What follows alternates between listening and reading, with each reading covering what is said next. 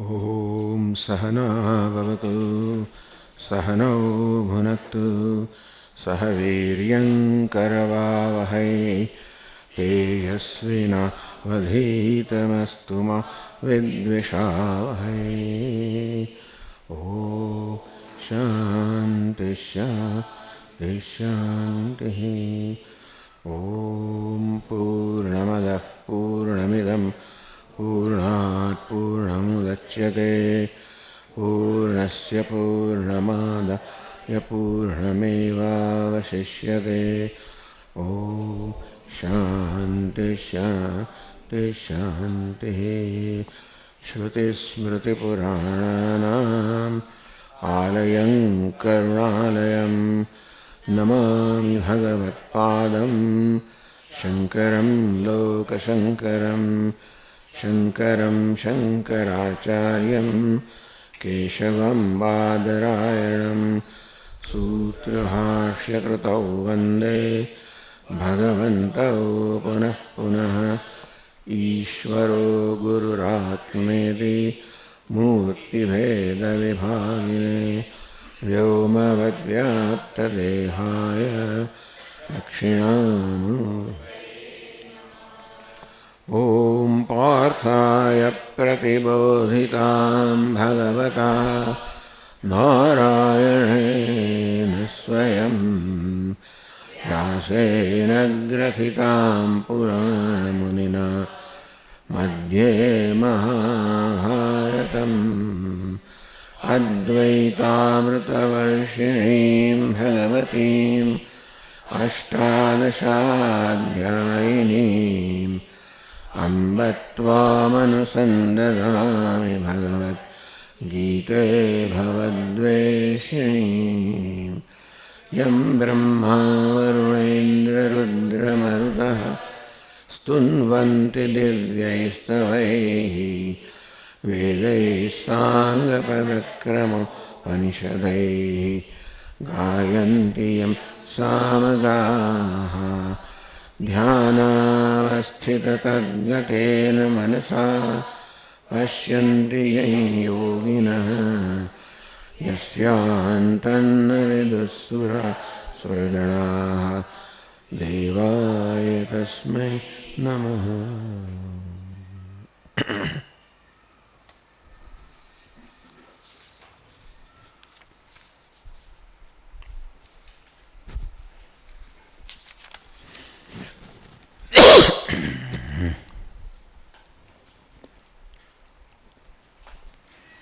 चातुर्वर्ण्यं मया सृष्टं गुणकर्मविभागशः तस्य कर्तारमपि मां विद्यकर्तारमव्ययम्।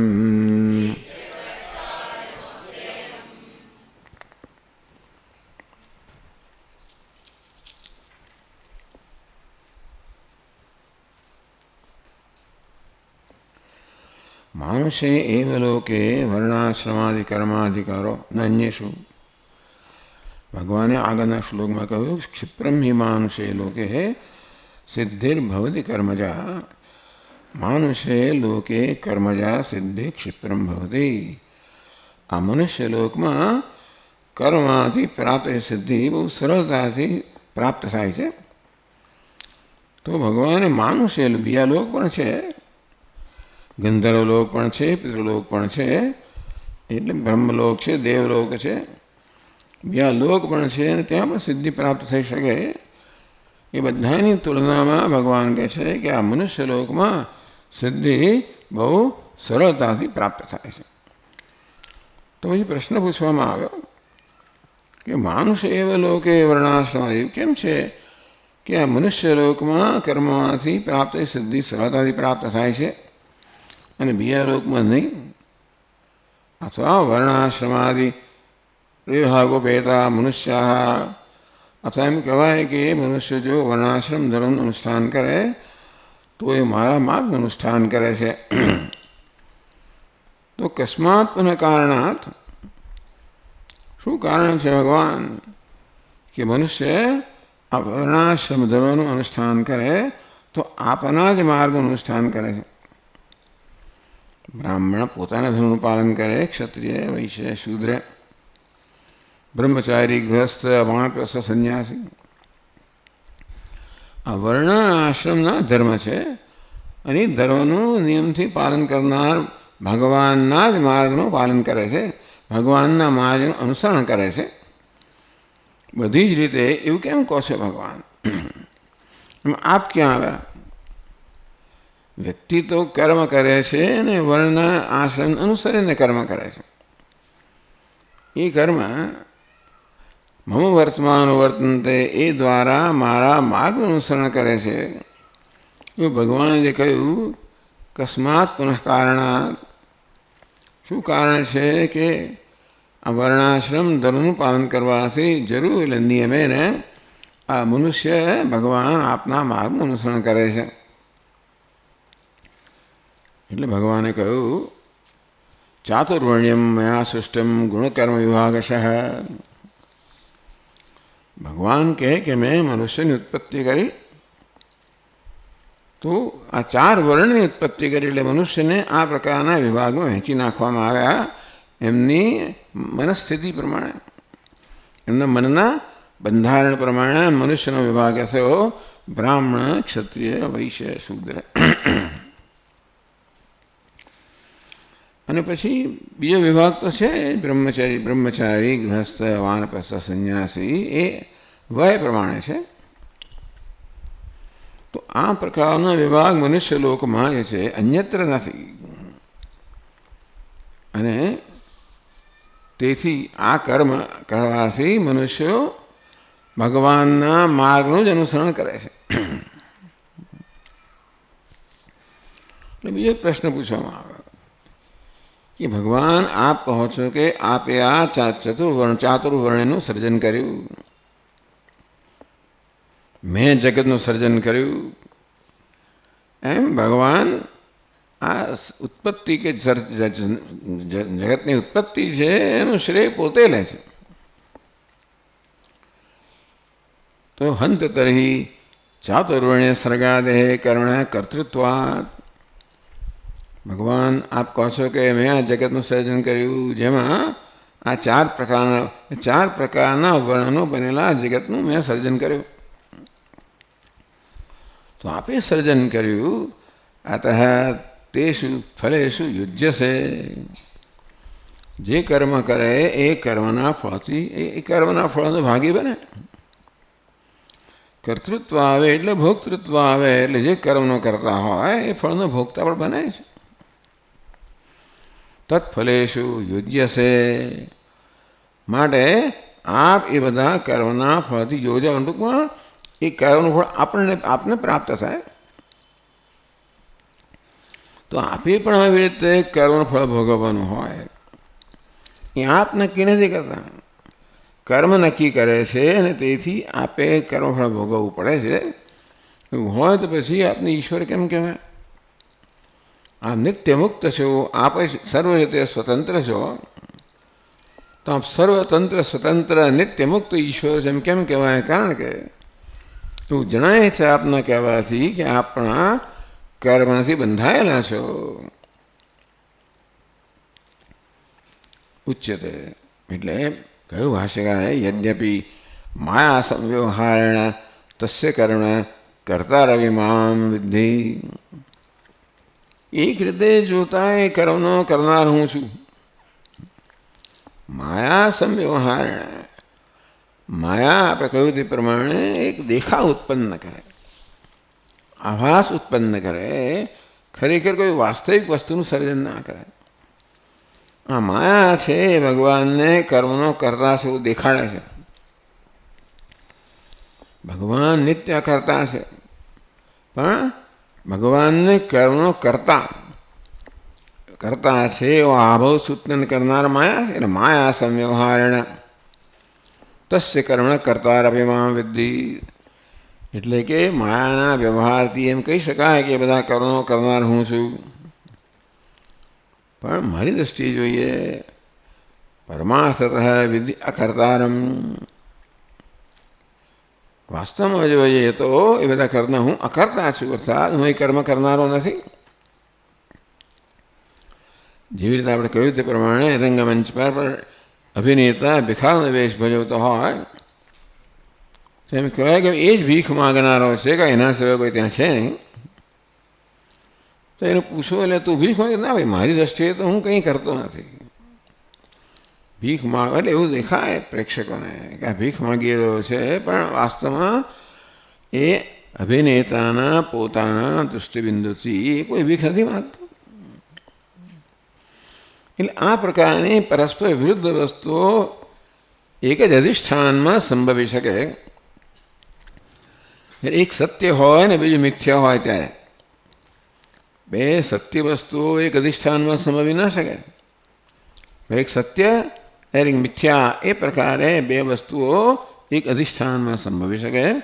એટલે પેલો અભિનેતા હોય, અભિનય કરતો હોય, અને બીજું જે છે એ પોતે સ્વયં પોતે કેવો છે, ભગવાન સ્વયં પોતે કેવો છે, અને ભગવાન કે અભિનય કરી રહ્યો છે. આ જગતનું સર્જન કરવાનો, વર્ણાશ્રમ વગેરેનું સર્જન કરવાનો, આ બધું જાણે કે ભગવાન અભિનય કરી રહ્યો છે. હા, એને અભિનય ન જાણનારા એને સત્ય માને છે. એટલે માયા સંવ્યવહારણા એટલે કે પ્રેક્ષકો એ પારખી શકતા નથી કે અભિનય છે, અને તેથી જે અભિનય છે એને પ્રેક્ષકો મનુષ્યો જગત સત્ય માને છે. એ દ્રષ્ટિએ એને માયા કહેવામાં આવી. તે નથી જે એને છે એવી જાતનો દેખાવ ઉત્પન્ન કરવો. પરંતુ જે રીતે પેલો અભિનેતા એમ કહે કે મારી દ્રષ્ટિએ તો અભિખારી છું, બધા પ્રેક્ષકોની દ્રષ્ટિએ ભિખારી છે, પરંતુ પોતાની દ્રષ્ટિએ અભિખારી છે. તેમ ભગવાન કહે છે કે આ બધા કર્મનો કરતા છું અન્યની દ્રષ્ટિએ જગતની, પણ પરમાર્થ અકર્તારમ, મારી દ્રષ્ટિએ તો હું અકર્તા છું. અવ્યયમ અસંસારણમ એટલે થયું કે ભગવાન આટલું આ બધું તમે કરો છો એવું જણાય કે આપ પણ આ બધા કર્મના ફળથી બંધાવો, કારણ કે આપ પણ કર્મ કરો છો કે કરું છું અને નથી પણ કરતો. જગતની દ્રષ્ટિએ આ બધા કર્મ કરું છું, મારી દ્રષ્ટિએ હું કંઈ કર્મ કરતા. આ મૂળભૂત શિક્ષણ છે, ભગવાનનો ઉપદેશ છે કે આત્માની સન્નિધિમાં સર્વકર્મ થઈ રહ્યા છે. આ સર્વકર્મ ઉપાધિના સ્તરે થાય છે ત્યારે પણ આત્મા કંઈ કરતો નથી. કોઈક તો કર્મ કરે, કર્મ થઈ રહ્યું એટલે કોણ કરે છે? તો પછી કોઈકનું તો આપણે એ કર્મનો કરતા જાણવો જ પડે ને, માનવો પડે. કોઈકના ખાતામાં તો આ કરતા પણ મૂકવું પડે ને આપણે. ઉપાધિ તો અચેતન છે, મળે એ તો કર્મ કરી શકે નહીં. આત્મા જે ચેતન છે મળે એ જ કર્મ કરવાની ક્ષમતા ધરાવે છે. એટલે આપણે ઉપર છેલ્લું કહીએ કે ભાઈ આત્મા કર્મ કરી રહ્યો છે, પરંતુ આત્માનું આપણે સ્વરૂપ જોઈએ ત્યારે આત્મામાં તો કર્તૃત્વ છે. તેથી આત્માની દ્રષ્ટિએ પોતે કંઈ કરતો નથી. આપણી દ્રષ્ટિએ આત્મા સર્વકર્મ કરી રહ્યો છે, પોતાની દ્રષ્ટિએ કરતો નથી. આપણી દ્રષ્ટિએ પેલો અભિનેતા ભીખ માંગી રહ્યો છે, પોતાની દ્રષ્ટિએ ભીખ નથી માંગતો. એટલે કે આ ભીખ માંગવો એ માત્ર દેખાવત છે. અંતેથી ભિખારી કહે છે હું ભિખારી છું, ભગવાન કહે કે હું અસંસારી છું, અકર્તા છું. આ સર્વ કર્મનો કરતા જણાતો હોવા છતાં પણ મારી દ્રષ્ટિએ હું અકર્તા છું, અસંસારી છું. એટલે હું ટૂંકમાં હું ક્યારે બંધાયેલો નથી. પ્રશ્ન એ થયો કે ભગવાન આપ આ બધું કર્મ કરતા હો, જગતનું સર્જન કરતા હો, પાલન કરતા હો, લય કરતા હો, સંહાર કરતા હો, તો આપ પણ એ બધા કર્મના ફળથી બંધાવાના જ છો ને.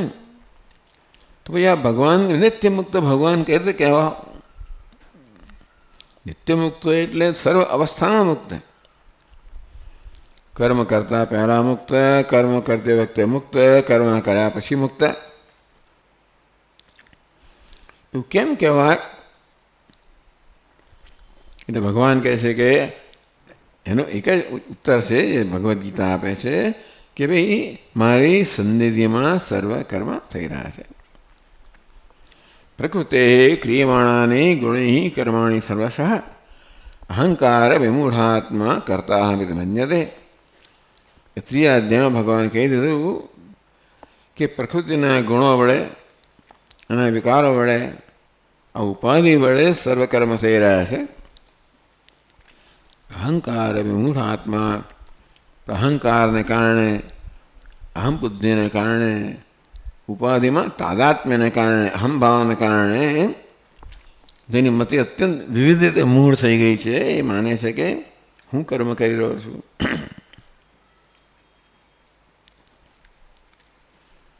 હવે આપણે આગળ 14મા શ્લોકથી આગળ વધીએ.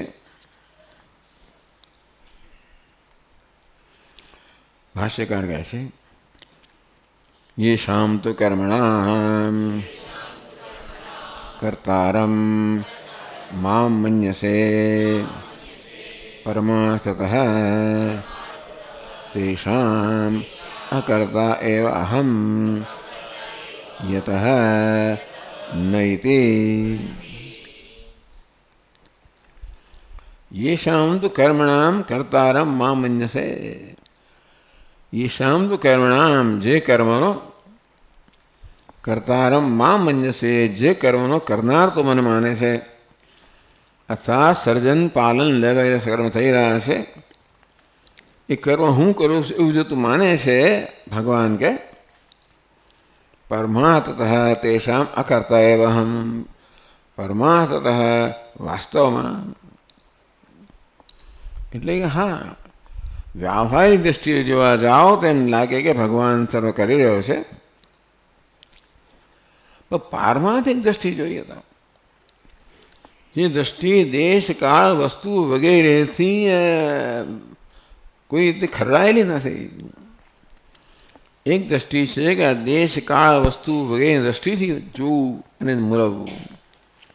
બીજી દ્રષ્ટિ છે જ્યાં દેશ કાળ વસ્તુ આવે નહીં એ પ્રકારે જોવું, એને પારમાર્થિક દ્રષ્ટિ કહેવામાં આવે. તો જ્યાં દેશનું, કાળનું, વસ્તુનું જ્યાં આગળ બંધન છે કે પછી એનું એને કારણે મર્યાદા છે, એ મર્યાદિત એટલે કે વ્યવહારિક દ્રષ્ટિ કહેવાય. પરંતુ વાસ્તવમાં આ બધી મર્યાદાઓ છે ખરી, પણ અમુક સ્તરે છે. કયા સ્તરે છે? ઉપાધિના સ્તરે છે. એટલે ભગવાન કે યેષામ તો કર્મણામ કર્તારમ મા મન્યસે. જે બધા કર્મનો સર્જન, પાલન, લય વગેરે કર્મનો, જગતના એ લય વગેરેનો કરતા તું મને માને છે. પરમાર્થતઃ પારમાર્થિક દ્રષ્ટિએ જોઈએ તો તેષામ અકર્તા એવ અહમ. વાસ્તવમાં હું અકર્તા જ છું. યતઃ, કેમ? કારણ કે એનું કારણ ભગવાન 14મા શ્લોકમાં આપે છે. નૈતિ કહે છે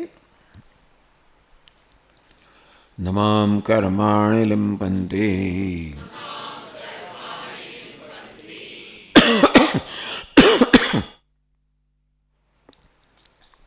ન મે કર્મ ફલે સ્પૃહા ઇતિ મામ યોऽભિજાનાતિ કર્મભિર્ન સ બધ્યતે.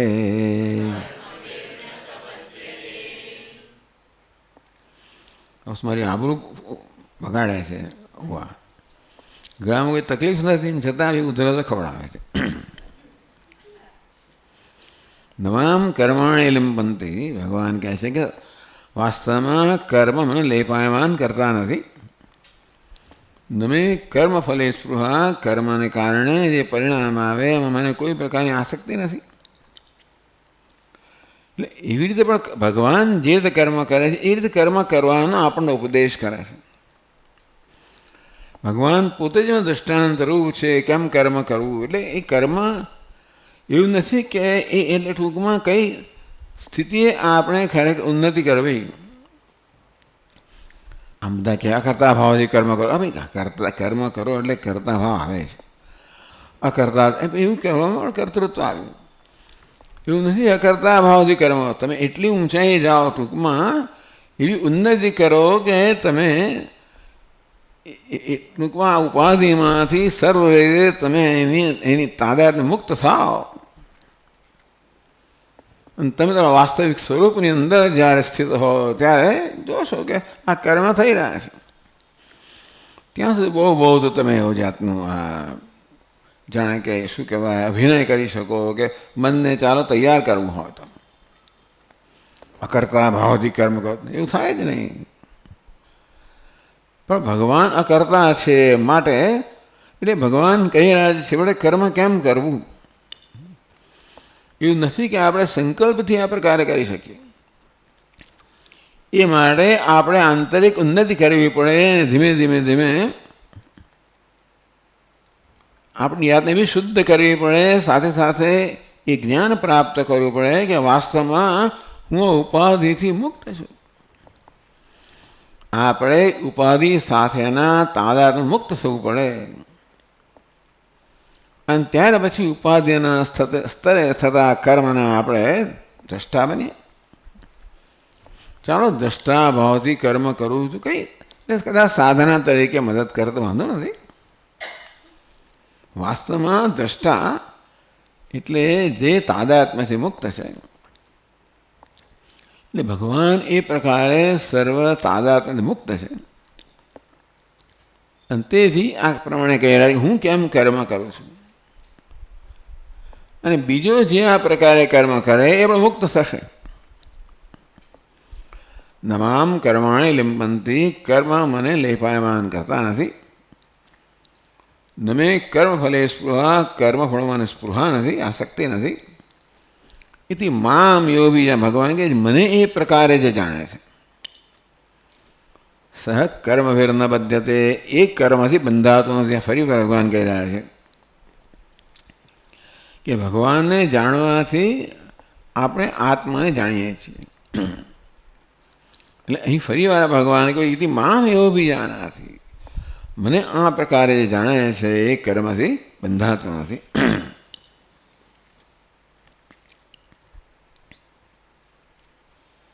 એટલે ભાષ્યમાં કહે છે નોમ તાની કર્માણી લિંપંતે દેહાદિ આરંભકત્વેન અહંકાર અભાવાત. એટલે આ વાક્ય આગળના વાક્ય સાથે જોડવાનું છે. યેષામ તો કર્મણામ કર્તારમમાં મન્યસે. હે અર્જુન, જે કર્મનો કરતા હું છું એમ તું માને છે. એટલે સર્જનનો, પાલનનો, લયનો કે બીજા જે અવતારો જે કર્મ કરતા હોય પરમાર્થતઃ તેષામ અકર્તા એવ અહમ. વાસ્તવમાં તો હું એમનો અકર્તા છું. કારણ કે નમામ તાની કર્માણી લિંબંતિ. તાની કર્માણી મામ ન લિંબંતિ. કા યતઃ. કારણ કે એ કર્મ મને લેપાયમાન કરતા નથી. કેવી રીતે લેપાય? કર્મ લેપાયમાન કરે એટલે શું? દેહાદિ આરંભકત્વેના. આમ કર્મ લેપાયમાન કરે છે એટલે કર્મ પોતાનું ફળ ઉત્પન્ન કરે અને એ ફળનો હું ભોગતા બનું. કર્મ કરવાથી કર્મ કરતી વખતે કર્તૃત્વ હોય તો કર્મનું ફળ પ્રાપ્ત થાય ત્યારે ભોક્તૃત્વ આપણે કર્મના ભોગતા બનીએ. ભગવાન કહે છે કે હું કર્મ કરું છું પણ તો એ ફળનો ભોગતા બનતો નથી. નમામ કર્માણી લિંપંતિ નમે કર્મફલે સ્પૃહા. કર્મફળમાં મને કોઈ સ્પૃહા નથી, તૃષ્ણા નથી. હવે કર્મફળમાં કોને તૃષ્ણા ન હોય? જેને કોઈ પ્રકારની જરૂરિયાત નથી, જે સર્વ જરૂરિયાતથી મુક્ત છે તો જ કર્મફળમાં સ્પૃહા ન હોય.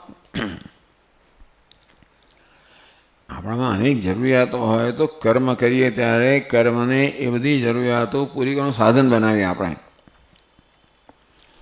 એટલે કર્મ તો કર્મ જ છે આપણે કર્મને સાધન બનાવીએ છીએ કે હે કર્મ તું મારી આ ઈચ્છા પૂરી કર. ભગવાન કે મને કોઈ સ્પૃહા નથી, તૃષ્ણા નથી, ઈચ્છા નથી, આસક્તિ નથી, તો બી ભગવાન કર્મ કરે ત્યારે પછી એની પાછળ તૃષ્ણા તો ન હોય તો એ કર્મ કેવી રીતે કરે? કોઈ પ્રકારની જરૂરિયાત વગર, કર્તૃત્વ વગર, દેહાત અહંકાર અભાવાત. અહંકાર કોને કહેવાય? કર્તા હમિત મન્યતે. પોતાને કર્તા માનો એને અહંકાર અહીંયા કહીએ. કર્મમાં અહંકાર એટલે હું કર્મ કરનાર છું, એટલે કે હું કરતા છું. અહંકાર અભાવાત હું કોઈ રીતે ઉપાધિમાં અહમભાવ ધરાવતો જ નથી, અને માટે મારામાં હું કર્મ કરતા છું, કર્તૃત્વ હોતું જ નથી. અને તેથી એ કર્મનું ફળ મને લાગતું નથી. કર્મનું ફળ કોને લાગે? જે કરતા હોય તેને, કરતા એટલે કર્મ કરનાર હોય એને લાગે. અર્થાત જે પોતાને કરતા માને છે, કર્મનો કરનાર માને છે, એ ભોગતા બને, ફળનો ભોગતા બને. અર્થાત ફળ એને જેને ઓળગે, એટલે કે ફળ મળે જવાબદાર ઠરે, એને ફળ ભોગવવું પડે. સારું હોય તો સુખ મળે, ના હોય તો દુઃખ મળે, જે હોય તે. પણ એ કર્મનું ફળ કોણ ભોગવવું પડે? જેણે કર્મ કર્યું હોય. આપણે કર્મ કરીએ ત્યારે મનમાં એવી આત્મી વૃત્તિ હોય છે કે હું કર્મ કરી રહ્યો છું, એટલે આનું ફળ મને મળવું જોઈએ, આનો લાભ મને મળવો જોઈએ, વગેરે વગેરે. તેથી એ ફળ આપણને, એટલે ભોક્તૃત્વ આપણને જન્મતો હોય છે. ભગવાન કહે છે કે અહંકાર અભાવાત, મારામાં કોઈ અહંકાર નથી. કર્મ કરતી વખતે હું કર્મ કરનાર છું એ પ્રકાર અભિમાન મારામાં. કોણ કર્મ કરે? મહારાજ. આ ઉપાધિ કર્મ કરે છે. એટલે તસ્ય કરતા એમ વિદ્ય કરતા રમવ્યમ. ટૂંકમાં આ ઉપાધિ સર્વ કર્મ કરી રહી છે, હું તો કોઈ કર્મ કરતો જ નથી. દેહાદિ આરંભકત્વની અંદર કર્મ છે ને, કર્મ એ પોતાનું ફળ જન્માવે. એ ફળ જન્મ એ ફળનો ભોગતા બનવું. ભોગતા બનવું એટલે મારે કર્મ ફળ ભોગવવું પડે. એ કર્મફળ ક્યારે મળે? જ્યારે મળે ત્યારે મારે હાજર હોવું જોઈએ. કર્મફળ ક્યારે પ્રાપ્ત થાય? એ કર્મ ઉપર આધારિત છે. એટલે તરત પ્રાપ્ત થાય, ભવિષ્યમાં પ્રાપ્ત થાય, પુનર્નવા જન્મમાં પ્રાપ્ત થાય. એટલે ફળને ભોગવવા માટે મારે જ્યારે અને જ્યાં ફળ પ્રાપ્ત થાય ત્યારે ત્યાં હોવું જોઈએ. એટલે ફળ મને આકર્ષે છે. ફળ મને બીજો જન્મ લેવા, આ જન્મમાં એ ફળ ના મળે તો ફળ બીજો જન્મ લેવા માટે મને પ્રેરે છે. આ પ્રકારે ફળ જે છે ને એને આપણે બંધન કરનારું કહ્યું. ફળ મારે બાંધે છે એટલે શું? ટૂંકમાં ફળ કહે છે કે ભાઈ હું તો તને જ વળગીશ. અને તેથી કર્મ પ્રમાણે ફળ પ્રાપ્ત થાય, બીજ પ્રમાણે ફળ આપણે પ્રાપ્ત થાય. એટલે કોઈ ફળ વળી વર્ષમાં પ્રાપ્ત થાય, કોઈ 2 વર્ષમાં, 5 વર્ષમાં, જેવું વૃક્ષ તેમ જેવું કર્મ તે પ્રકારે ફળ પ્રાપ્ત થાય. એટલે બીજા જન્મ એ પ્રાપ્ત થાય. અને ત્યારે આપણે ત્યાં હાજર હોવા જોઈએ. એ રીતે ફળ આપણને લાચાર બનાવે છે. જન્મ જરી હોય તો જન્મ ફળ જ આપણને બીજો જન્મ લેવા આપણે લાચાર બનાવે છે. એટલે આવું છે કે બહુ મોટી વસ્તુ, નાની મોટી વસ્તુ નથી, પણ આવું જ છે. એટલે ભગવાન કે આ બધામાં હું નથી ભાઈ. દેહાદિ આરંભકત્વેના એ કર્મનું ફળ એવું છે ને કે જ્યારે ફળ એવી અપેક્ષા રાખે કે એ તો બીજા જ જન્મમાં મળશે, ત્યારે એ ફળને ભોગવવા માટે મારે બીજો જન્મ લેવો પડે. એ બીજો જન્મ લેવા માટે એ પ્રકારનો દેહ ધારણ કરવો પડે. એ દેહને બનાવનાર કોણ છે? આ કર્મનું ફળ છે ને એ જ મારા દેહને બનાવે છે. આ દેહની બધી રચના કરનાર કોણ છે? જે કર્મ આપણે કર્યા છે એનું ફળ છે આ દેહની રચના કરે. દરેકનો દેહ ભિન્ન ભિન્ન છે ને, દરેક ભિન્ન ભિન્ન કર્મ કર્યા છે, તેથી દરેકનો દેહ ભિન્ન ભિન્ન છે. અને આ રીતે કર્મફળોને લાચાર કહો તો લાચાર બનાવે છે બીજો જન્મ લેવા માટે, બીજો દેહ લેવા માટે. દેહાદિ આરંભકત્વેના આ પ્રકારે કર્મ છે એને કેવી રીતે આપણને બાંધે છે? બીજા કર્મનું ફળ છે બીજા દેહનો જન્મ આવે છે. કર્મફળ જ છે ને બીજા દેહ રૂપે વ્યક્ત થાય છે. જે કર્મ કરો અત્યારે એનું ફળ ભવિષ્યમાં મળવાનું હોય એ ફળ બીજો દેહ બને છે. દેહાદિ આરંભકત્વેના બીજા દેહનો આરંભ કરે, સર્જન કરે, અને ત્યારે મારે ત્યાં હાજર હોવું જોઈએ, તેથી મારે એ ફળ ભોગવવું પડે. ભગવાન કે ભાઈ હું એમાં અપાદરૂપ છું. એટલે દેહાદિ આરંભ અહંકાર અભાવાત, કર્મ કરતી વખતે અહંકાર નથી, મારામાં કર્તૃત્વ નથી, હું કર્મ કરું એવો ભ્રમ મારામાં નથી, અંતેથી એ ફળ મને ઓળખતું નથી. કર્મ કરનારને ઓળખે પણ હું કર્મ કરનાર નથી, મને ઓળખ. ભગવાન કરે કોને ઓળખતું હશે? કોઈને નહીં. ભગવાનમાં કર્તૃત્વ છે જ નહીં. એટલે કર્મ વાસ્તવમાં કર્મ જ નથી, અંતેથી એનું ફળ કોઈને ઓળગે નહીં. કર્તૃત્વ વગર કર્મ કરવામાં આવે ત્યારે એ ફળ કોને ઓળગે? અહંકાર અભાવ દેહાદિ આરંભકત્વેના, ટૂંકમાં નવા દેહનો આરંભ કે સર્જન કરવા રૂપી બંધન, આ બધા કર્મ મને કરતા નથી. નમામ કર્માણે લિંપંતી, મને કર્મ લેપાયમાન કરતા નથી. કર્મ લેપાયમાન કરે એટલે શું? ટૂંકમાં એનું ફળ ઉત્પન્ન કરી દે. કર્મ કરવું એટલે એનું ફળ ઉત્પન્ન કરીને એ ફળ મારે ભોગવવા મને લાશા બનાવીને મારો ભોક્તૃત્વ ઉત્પન્ન કરવા દ્વારા એ કર્મ મને બંધન કરે છે. પછી આગળ કહે છે નમામ કર્માણે લિંપંતી, નમે કર્મ ફલે સ્પૃહા. એટલે કર્મ કરતી વખતે આપણામાં આવું કર્તૃત્વ અભિમાન હોય છે, મારે કર્મ આપણને લેપાયમાન કરે છે. ભાઈ કર્મ કરતી વખતે આપણામાં આવી સ્પૃહા હોય, તૃષ્ણા હોય, ઈચ્છા હોય કે આ ફળ મને મળવું જોઈએ. ભગવાન કે એવું મારામાં નથી. ન ચ તેષાં કર્મણાં ફલેષુ મે સ્પૃહા તૃષ્ણા. એ કર્મના ફળમાં સ્પૃહા એટલે તૃષ્ણા. એ કર્મના ફળમાં મને એટલું એક કર્મ ફળ અમુક હોવું જોઈએ, ના હોય એવી કોઈ પ્રકારની ગણતરી મારી છે, જરૂરિયાત નથી. ટૂંકમાં ભગવાન કે હું સર કર્મના ફળમાં તૃષ્ણા ક્યારે હોય? આપણી જરૂરિયાત હોય ત્યારે. એટલે કર્મને આપણે આપણી જરૂરિયાત પૂરી કરવાનું સાધન બનાવતા હોઈએ છીએ. આપણે કર્મ કરી ત્યારે કોઈને કોઈ પ્રકારની જરૂરિયાત પૂરી કરવાના સાધન રૂપે કર્મ કરતા હોઈએ છીએ, અને માટે કર્મ એ પ્રકારનું ફળ ઉત્પન્ન કરીને આપણી જરૂરિયાત પૂરી કરે. પણ કર્મ કોઈ જરૂરિયાત જ ન હોય તો શું કરે? પછી કર્મ કરું છું પરંતુ કોઈ પ્રકારની જરૂરિયાત વગર કરતો હોઉં તો એ કર્મ શું ફળ જન્મ આવે? એ જે જન્મ આવે તો ખબર મને એની સાથે કોઈ સંબંધ તો નથી જ ને. ભગવાન કહે હું કર્મ કરું છું પરંતુ મને કર્મના ફળમાં તૃષ્ણા નથી કે કર્મમાં અહંભાવ કર્તૃત્વ પણ નથી.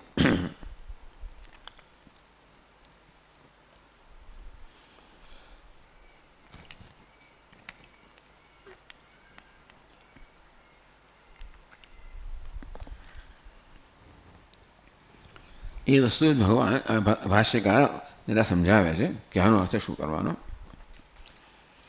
યેષાં તુ સંસારિણાં અહંકર્તા ઇત્યભિમાનઃ કર્મસુ સ્પૃહા તત્ફલેષુ ચ તાન કર્માણિ લિંપન્તે ઇતિ યુક્તમ. એ જ ભાષ્યકાર સમજાયું સ્પષ્ટતાથી. યેષાં તો સંસારિણાં, જે સંસારીઓ માટે એટલે જેમનો અહંકાર મમકાર છે સંસારી. ટૂંકમાં ઉપાધિમાં અહંભાવ ધરાવનારને આપણે સંસારી કહીએ, કારણ કે ઉપાધિ બીજો જન્મ લે એટલે આપણે બીજો જન્મ લેવો પડે. આ રીતે યેષાં તો સંસારિણાં અહમ કરતા એટલે અભિમાન. જે સંસારીઓ માટે જે મનુષ્યમાં અહમ કરતા હું કર્મ કરનાર છું અભિમાન. અભિમાન એટલે એ પ્રકારનો ખ્યાલ, એ પ્રકારનો ભ્રમ છે. કોઈ કર્મનો કરતા નથી પણ આ પ્રકારનો ભ્રમ બધા ધરાવે છે. કર્મ કરનાર છે આ દેહ કે ઉપાધિ. ઉપાધિમાં અહંભાવને કારણે આપણો ભ્રમ ધરાવીએ છીએ કે હું કરતા છું. કર્તૃત્વ શું છે? ભ્રમ છે. એ પછી બીજો ભ્રમ જન્મ આવે, શું? હું ભોગતા છું. આમ કર્તૃત્વ અને ભોક્તૃત્વ એ શું? બંને ભ્રમ છે. એટલા માટે આપણે મુક્ત થઈ શકીએ. ભગવાન એ ભ્રમથી મુક્ત છે અને અમારામાં કર્તૃત્વ કે ભોક્તૃત્વ એ કંઈ નથી. યેષામ તો સંસારિણામ અહમ કરતા અભિમાન. અજ્ઞાની સમજણ, અજ્ઞાની અજ્ઞાનને કારણે જેઓ આ દેહમાં અહમ બુદ્ધિ ધરાવે છે એમને માટે કર્મ સુસ્પૃહા, એટલે કર્મ કરે ત્યારે પણ સ્પૃહાથી, તૃષ્ણાથી, ઈચ્છાથી પ્રેરણા કરે. પોતે જે કરે એ મારાનું વળતર તો માગે ને.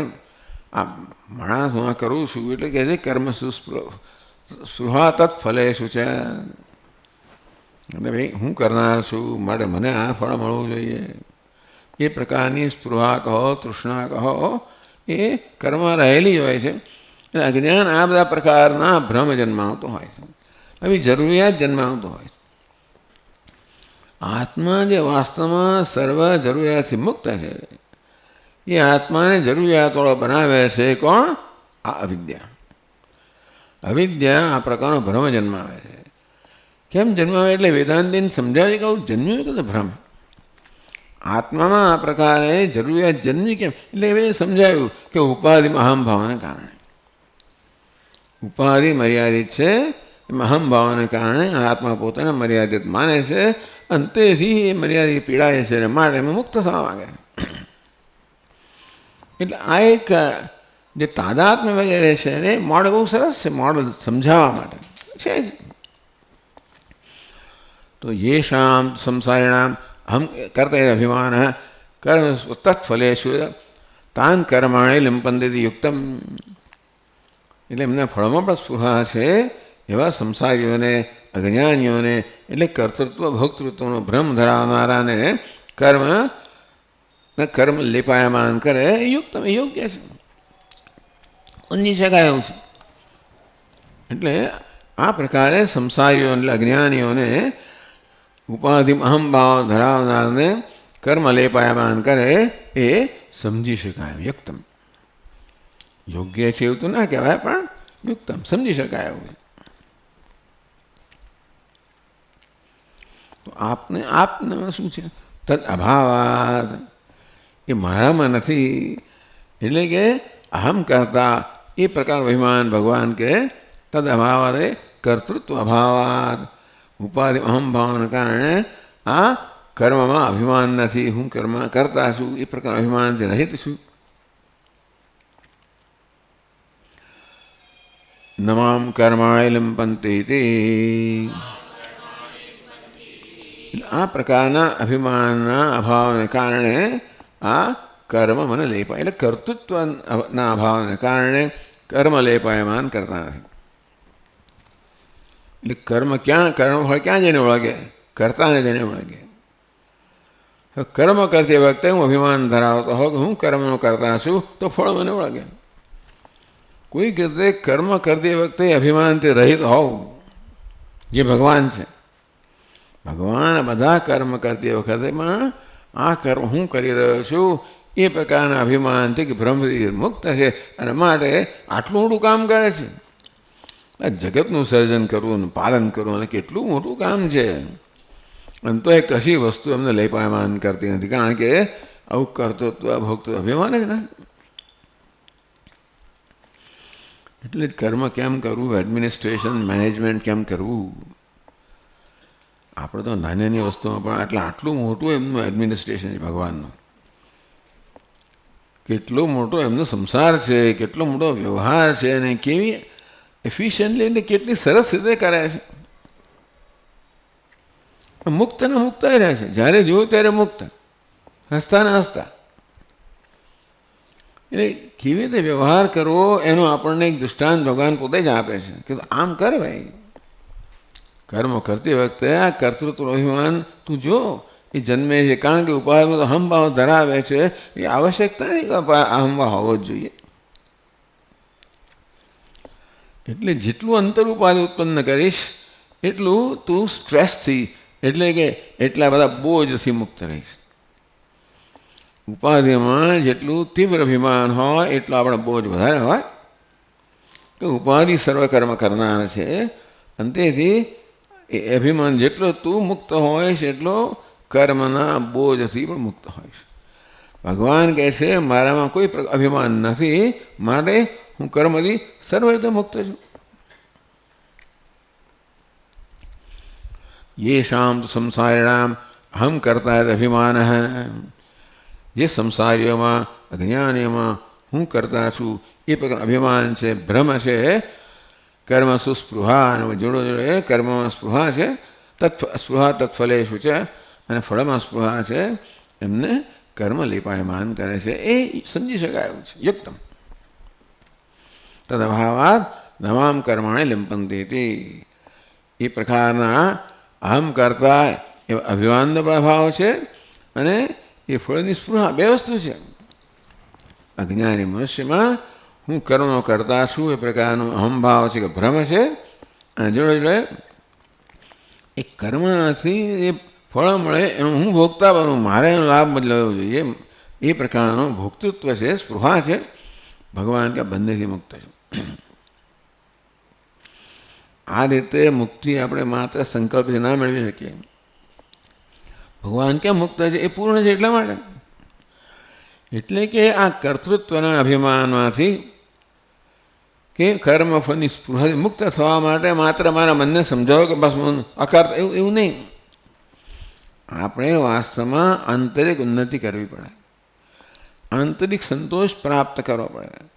જેટલે ઊંચે આપણે આંતરિક સંતોષ કહો કે આંતરિક પૂર્ણતા પ્રાપ્ત કરી, એટલે આપોઆપ જ આ બધા આમાંથી મુક્ત થઈએ. આ સંકલ્પિત મુક્ત થવાનું કરતાં પણ આ ઉન્નતિને કારણે, સેલ્ફ ગ્રોથ, આત્મવિકાસના કારણે આપણે મુક્ત થઈએ.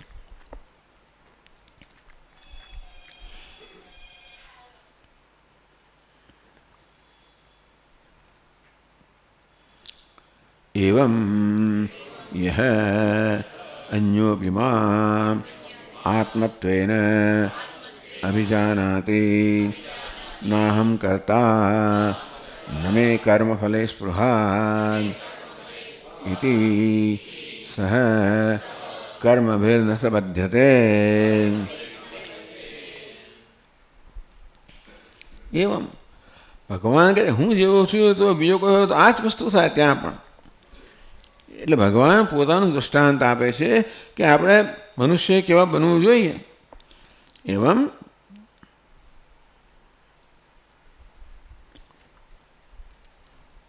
યો અન્યોપી, જે કોઈ બીજો હોય, મામ આત્મત્વેન અભિજાનાતિ, એવું અન્ય જેને આ પ્રકારનું જ્ઞાન જન્મ્યું છે કે ભગવાન મારો આત્મા છે, અથવા હું પણ ભગવાનની જેમ પૂર્ણ છું. એટલે આ કર્મ બધામાંથી મુક્ત ક્યારે ભગવાન છે, કેમ આપણે ક્યારે મુક્ત થઈ શકીએ? આ પ્રકારનું જ્ઞાન આપણે પ્રાપ્ત થાય કે હું પૂર્ણ છું. સ્વાભાવિક છે પૂર્ણતામાં કોઈ પ્રકારની સ્પૃહા ન હોય, અને પૂર્ણતામાં કોઈ અભિમાન પણ ન હોય, જરૂરત નથી. એટલે ભગવાન કહી રહ્યા છે આપણને એવમ જો અન્યોપી, જે કોઈ બીજો હોય, મામ આત્મત્વેન અભિજાનાતી, જે બીજું કોઈ મને આત્મતયા જાણે છે. કેવી રીતે? નામ કરતા ન મે કર્મફલે સ્પૃહાયતી, હું કર્મનો કરતા નથી, મને કર્મફળમાં સ્પૃહા નથી. એવું ક્યારે થાય? કર્મફળનો સ્પૃહા ક્યારે ન હોય? આપણી કોઈ જરૂરિયાત જ ન હોય. આ કર્મના ફળમાં આપણને સ્પૃહા કે તૃષ્ણા ક્યારે હોય છે? કારણ કે આપણે જરૂરિયાત હોય છે, સ્વાભાવિક છે. અને તેથી કર્મનો કરતા પણ હું છું કે મને ફળ મળવું જોઈએ. એટલે આપણે જેટલે ઊંચે એવી આંતરિક અધૂરપમાંથી મુક્ત થયા હોઈએ, એટલે ઊંચે આ બધા બંધનને મુક્ત થઈએ. એટલે આ ભગવાન ટૂંકમાં આ માત્ર એક બૌદ્ધિક વસ્તુ નથી. બૌદ્ધિક રીતે હું કહું છું કે બસ હું અકર્તા છું વગેરે વગેરે, સારું એવું કહેવાનું ખોટું નથી, પરંતુ આ બૌદ્ધિક વસ્તુ માત્ર નથી. આ તો આત્માની ઉન્નતિની અપેક્ષા રાખે છે.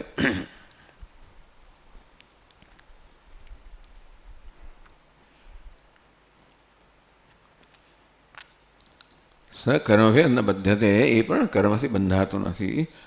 તસ્યાપી ન દેહાદિ આરંભકાણી કર્માણિ ભવંતી ઇત્યર્થ. કર્મ તો છે જ, પણ એમના પણ કર્મ એમના દેહના આરંભક નથી બનતા. એટલે કે કર્મ કોઈ ફળ ઉત્પન્ન કરીને એમને વળગતું નથી. કર્મ કરો એટલે કંઈક ફળ તો થવાનું જ છે. કંઈક કર્મ કર્યું એટલે એનું કંઈક ફળ ઉત્પન્ન થવાનું જ છે. પણ એ ફળ જે લોકો આ પ્રકાર અભિમાન વગર કર્મ કરતા હોય, આ ફળ એમને વળગતું નથી. માટે એમનામાં બીજા દેહનો આરંભ કરતું નથી. એટલે કે એમને બીજો જન્મ લેવો પડતો નથી, કે એ લોકો આ પ્રકારે બંધાતા નથી. બસ એટલે દેહાદિ આપણી વેદાંતની પ્રક્રિયા છે ને, કર્તૃત્વ, ભોક્તૃત્વ, પુનર્જન્મ વગેરે એ પ્રકારે ભગવાન સમજાવી રહ્યા છે. તસ્યાપી ન દેહાદિ આરંભકાણી કર્માણી ભવંતી, એમને પણ કર્મ દેહના આરંભક બનતા નથી. ચાલો આગળ જોઈએ પછી. ઓમ પૂર્ણમદઃ પૂર્ણમિદં પૂર્ણાત પૂર્ણમુદચ્યતે પૂર્ણસ્ય પૂર્ણમાદાય પૂર્ણમેવાવશિષ્યતે. ઓમ શાંતિ શાંતિ શાંતિ. શંકરં શંકરાચાર્યં કેશવં બાદરાયણં સૂત્રભાષ્યકૃતૌ વંદે ભગવन्तौ પુનઃ પુનઃ. ઈશ્વરો ગુરુરાત્મેતિ મૂર્તિભેદવિભાગિને વ્યોમવદ્વ્યાપ્તદેહાય દક્ષિણામૂર્તયે નમઃ. ઓમ શાંતિ શાંતિ શાંતિ. હરિ ઓમ. શ્રી ગુરુભ્યો નમઃ. હરિ ઓમ.